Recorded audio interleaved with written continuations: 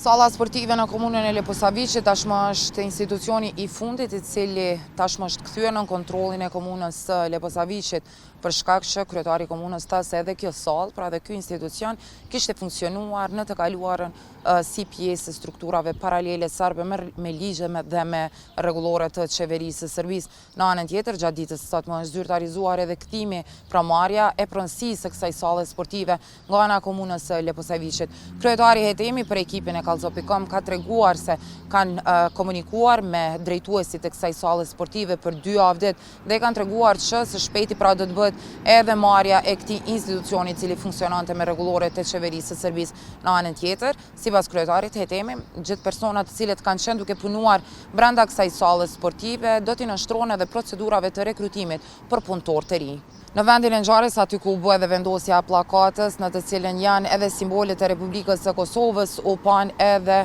policia e Kosovës, të cilët kishin ardhur për të ofruar rënd siguri në rast se diçka mund të eskalonte. Po ashtu, edhe më ato në rrugës, vetëm pak metra larg hapësirës pra të sallës sportive, u pan edhe ekipe të KFOR-it. Kjo vetëm ka qenë halla sportive në Leposaviç, cilën nuk e kemi pas në kontroll deri me tash. Siç e pat edhe jo, na që 2 javë ditë nën kryetarja Marina Bogojević ka biseduar me ish drejtorin, gjitha struktura paralele, Republika e Serbisë, flamurat e Serbisë, siç e pat edhe jo, e vendosëm edhe shehen institucionit të Republikës Kosovës, flamujt. Pra po flasim për një institucion i cili ka funksionuar në kuadër të strukturave paralele serbe në Kosovë. Jo paralele, po Republika e Serbisë, këto punëtorët edhe paguan prej tyne. Kështu që kryetari Hetemi ju ka bë thirrje që 1 javë ditë të bisedojmë, të integrohen, ishin 33 punëtorë, ai që do mu integrue mirë, ai që nuk do mu integrue, gjithkusht e di vendin e vet kokë. Pra gjithë këta punëtorë janë duke punu pa kontrata të punës apo pa kontrata të institucioneve të Kosovës. Normal që kanë kontratat të Republikës tyne. Po këto është Republika e Kosovës, do të me ditë gjithkusht që 2 vite. Kjo është objekti i fundit që merret prej institucioneve të Republikës Kosovës, prej kryetarit edhe komunës Leposaviçit.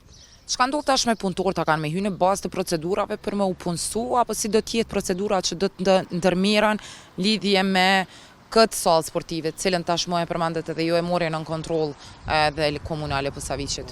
Unë kam biseduar me nën kryetaren edhe me ish drejtorin, i kom tregu edhe tash i tregova që ai që dëshiron mu integrue, na do t'i hapum konkurset, do t'integrohen, do t'punësohen, siç janë punësuar dikon 150-60 vjet në komunën e Leposaviçit. Kuptohet, duhet me respektu ligjin edhe kushtetutën e Republikës. Pasi u larguan flamujt serbe, u vendosën ata të Kosovës në sallën sportive u pan edhe punëtorët. E gjatë kësaj kohe sa u bën ndryshime në sallën sportive, pati edhe protest. 2 persona me filikaqa protestuan kundër veprimit të ndërmarrë nga ana e komunës së Leposaviçit.